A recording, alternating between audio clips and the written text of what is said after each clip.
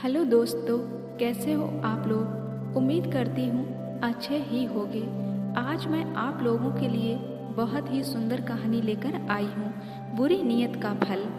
कहानी को शुरू करने से पहले अगर आप हमारे चैनल पर नए हैं तो चैनल को सब्सक्राइब जरूर कर देना, साथ ही बेल आइकन को प्रेस करके ऑल पे क्लिक कर देना, जो ऐसी ही मोटिवेशनल कहानी आपको मिलती रहे।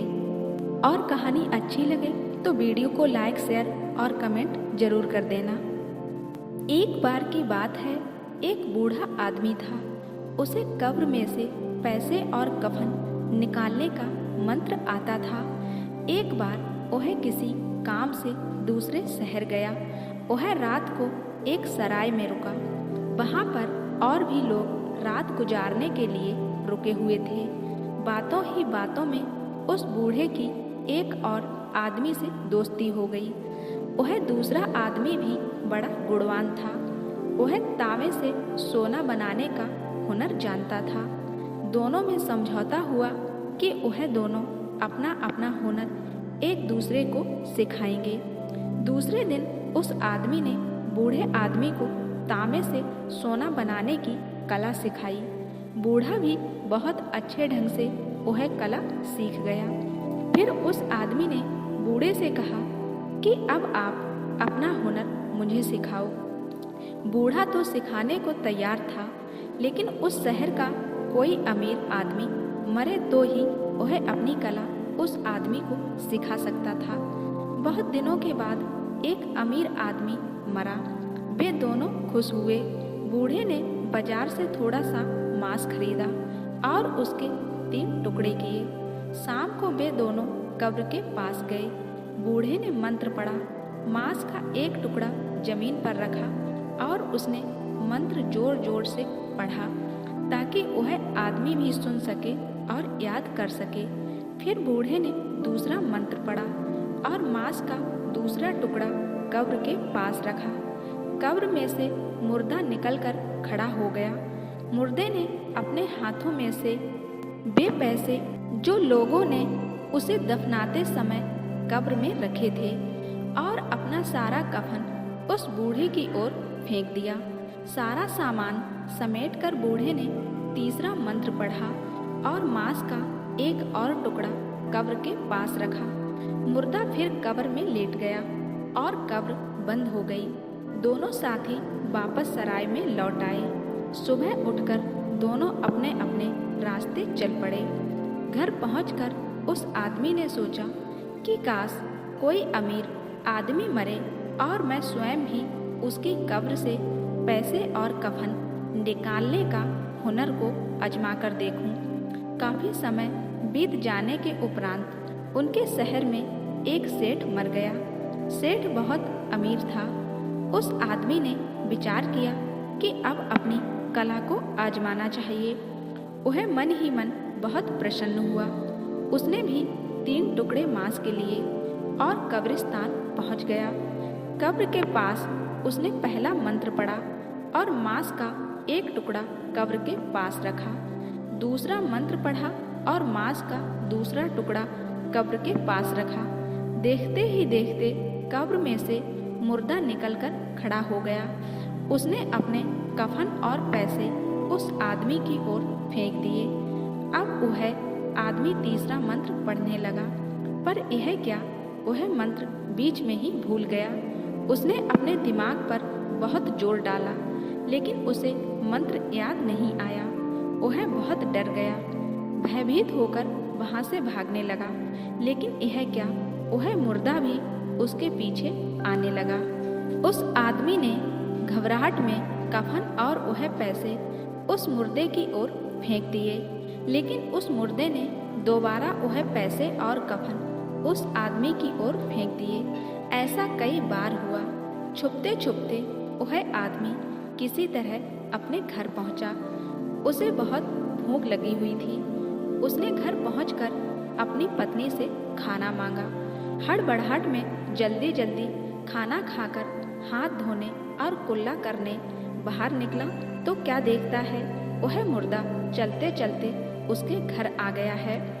उस आदमी ने जल्दी जल्दी अपनी घरवाली को सारी कहानी सुनाई और कहा कि मैं अब घर नहीं रह सकता, यह मुर्दा मुझे घर पर रहने नहीं देगा, मैं जंगल चला जाता हूँ, तुम रोटी पानी मुझे वहीं पर दे जाया करना। वह आदमी जंगल में चला गया। वहाँ पर उसने एक जगह अपना डेरा जमा लिया। मुर्दा भी उसके पास ही रहने लगा।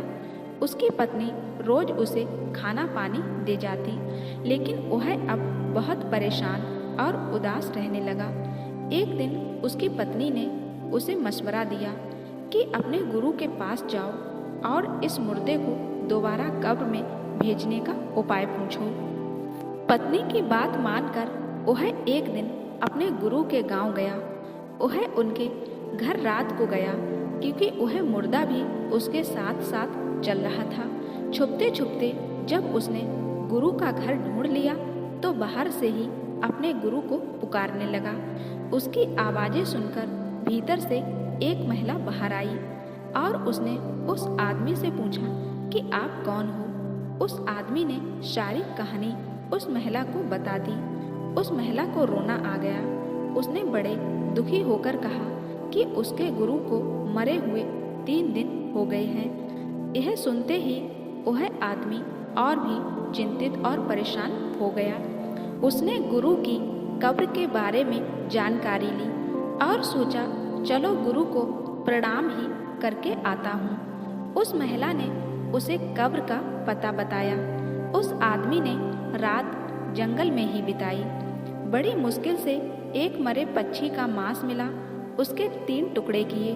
दूसरे दिन रात ढलते ही वह कब्र की ओर चल पड़ा। उसने मंत्र पढ़ा और एक टुकड़ा मांस उस कब्र पर रख दिया। उसने दूसरा मंत्र पढ़ा और मांस का दूसरा टुकड़ा कब्र की ओर फेंका। कब्र में से मुर्दा निकलकर खड़ा हो गया। उसने कब्र में से सारे पैसे और कफन उस आदमी की ओर फेंक दिए। शिष्य बोला, गुरुजी प्रणाम, आप मेरे गुरु हो, मुझे आपके पैसे और कफन नहीं चाहिए, मुझे आपका आशीर्वाद चाहिए। उसने गुरु को नमस्कार करते हुए वह पैसे और कफन गुरु की ओर फेंक दिए। साथ ही कहा कि गुरुजी मुर्दे को दोबारा कब्र में भेजने वाला तीसरा मंत्र मैं भूल गया हूँ, कृपा करके मुझे सिखाओ। गुरु का मुर्दा कुछ नहीं बोला। उसने पैसे और कफन दोबारा उस आदमी की ओर फेंक दिए और चुपचाप कब्र के पास खड़ा रहा। अब कभी वह आदमी पैसे और कफन मुर्दे की ओर फेंके और कभी मुर्दा उस आदमी की तरफ। अब शिष्य और भी घबरा गया। वह डर के मारे अपने घर की ओर चल पड़ा। जब उसने पीछे मुड़कर देखा तो एक के बजाय 2 मुर्दे उसके पीछे चल रहे थे। शिष्य फिर पीछे मुड़ा और दोनों हाथ जोड़कर विनती करते हुए कहने लगा, हे गुरु महाराज, मुझ पर कृपा करो, दया करो, मुझे तीसरा मंत्र भूल गया हूँ। मुर्दे को वापस कब्र में कैसे भेजा जाए? कृपा करके मुझे तीसरा मंत्र बताओ। लेकिन गुरु का मुर्दा मुंह से कुछ भी नहीं बोला और अपने शिष्य के पीछे पीछे चल पड़ा। अब चेला बहुत ज़्यादा डर गया। वह यह सोचकर घबरा गया कि पहले तो एक मुर्दा था, अब 2 हो गए हैं। रातों रात वह जंगल में उस जगह पहुंचा जहां वह रहता था। वह वहां जाकर सिर पर हाथ रखकर बैठ गया। वह डर के मारे कांप रहा था। इसी तरह डर से उसकी मृत्यु हो गई। अगली सुबह जब उसकी पत्नी उसे खाना देने आई तो वहां पर 3 मुर्दे देखकर घबरा गई। वह रोने चिल्लाने लगी, लेकिन अब क्या हो सकता था? वह उसे घर भी नहीं ले जा सकती थी, क्योंकि बाकी के 2 मुर्दे भी घर आ जाते।